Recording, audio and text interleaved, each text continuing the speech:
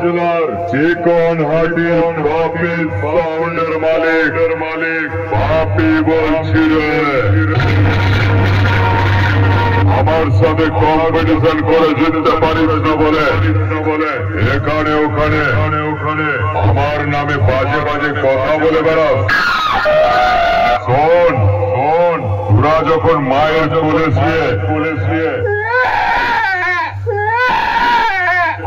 ছুড়ে খেলা করতিস তখন আমি আমার মাইকের সামনে গান বাজিয়ে তোর বাপকে নাচতাম। ভাই বলছি জেরক্স কাগজের মতো অন্যজনের কপি করা মাইক গুলোকে নিয়ে চিকনহাটির বাপি সাউন্ডের সাথে কম্পিটিশন করতে আসিস না, অকালে মরে যাবে। আর বেলসে বাড়াবাড়ি করলো না তোকে এমন বেশ মারবো বুড়ির টিনের মধ্যে গুড়িয়ে দিয়ে চলে যাবো।